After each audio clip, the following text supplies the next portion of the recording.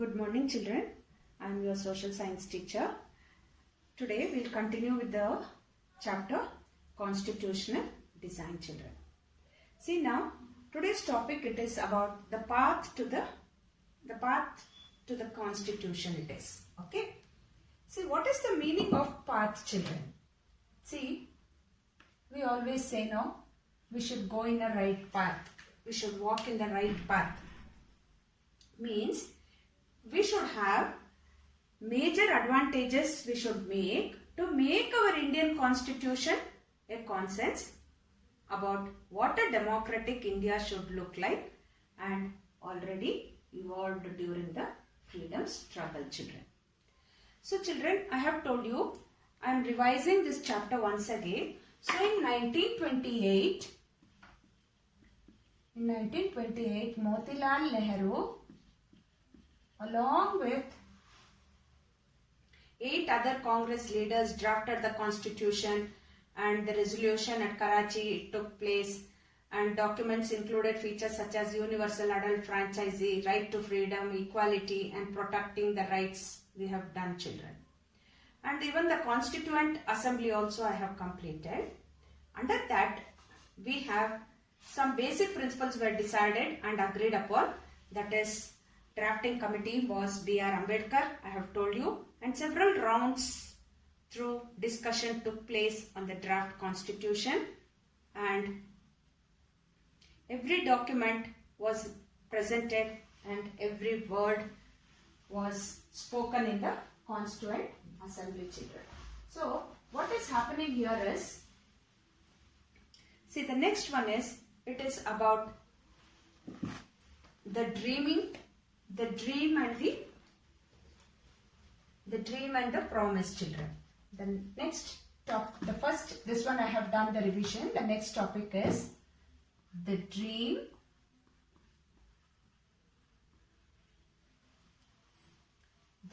and the promise.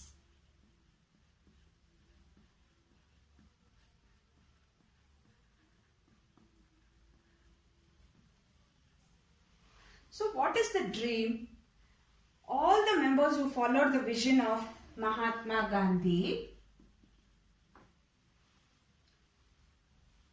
this dream of India that it has eliminated inequality, and it was shared by Dr. Ambedkar, who played the key role in the making of the constitution. But his vision of removing inequalities from India was different from Gandhiji. See, Dr. B.R. Ambedkar idea was different from Mahatma Gandhiji. See, his vision was to remove inequalities and it was different from Mahatma Gandhiji. So the next is the philosophy of the constitution. Philosophy of the constitution. What is the philosophy of the constitution? Do you all think children it is? It is nothing but values that inspired and guided the freedom struggle, and they were in turn nurtured by it, and the foundation for India's democracy given below. That is, we have got preamble. I have told you all children. We have done with the preamble, and I have done with the justice, liberty, equality and secular. All this I have completed, and the next is how the Indian constitution was finally designed. So once again, see when I say about we the people of India, the constitution has been drawn up and enacted by the people through their representatives and not handed down to them by a king or any outside powers. So it is sovereign. Sovereign means, I am recalling you all because 1 week it was a holiday. Sovereign, secular, democratic,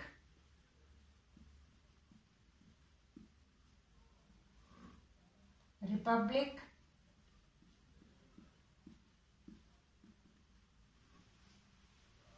justice,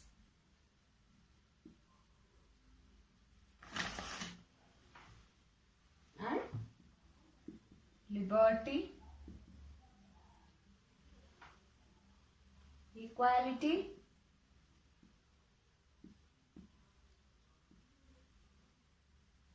and fraternity.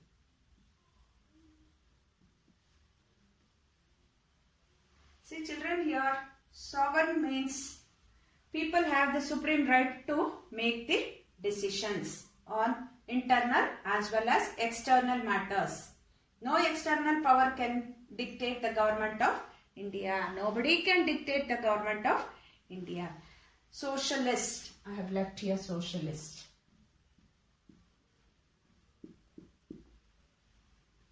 Wealth is generated socially and should be shared equally by society.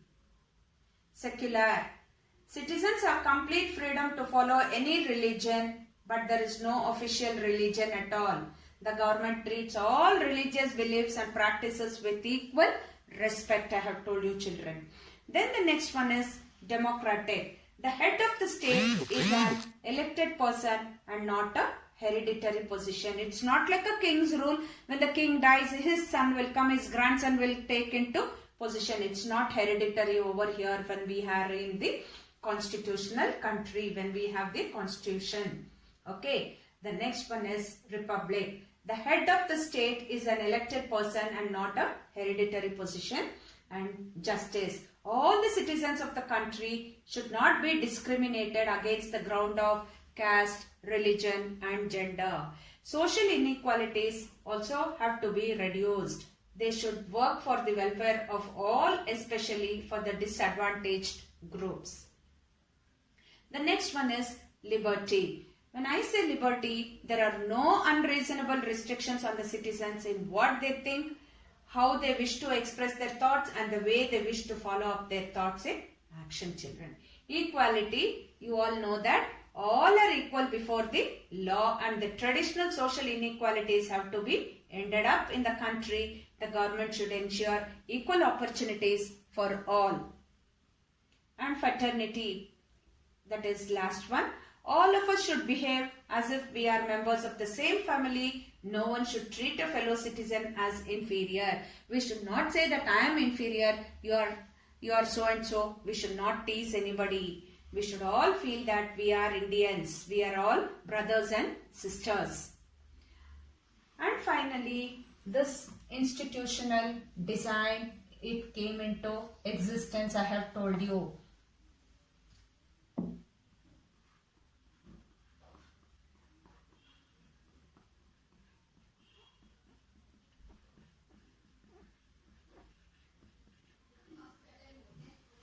A constitution is not merely a statement of values and philosophies, children.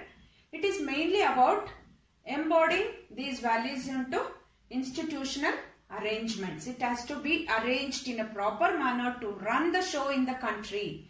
It is very long and detailed document. Therefore, it needs to be amended quite regularly to keep it updated. Provisions are made to incorporate changes known as constitutional amendments from time to time, children. Like any constitution, the Indian constitution also lays down a procedure for choosing persons to govern the country. It defines who will have how much power to make which decisions, and it also puts limits to what the government can do by providing some rights to the citizens, and that cannot be violated. So this is about the chapter, children. So what we have to do here is we have to write the preamble. I have told you, children, write the preamble, paste that preamble in your first page of your social science classwork only. You can do it.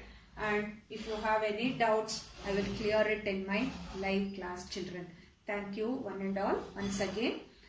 After the class, there is a question and answers. Please write it and do the worksheet, children. Thank you. Have a nice day.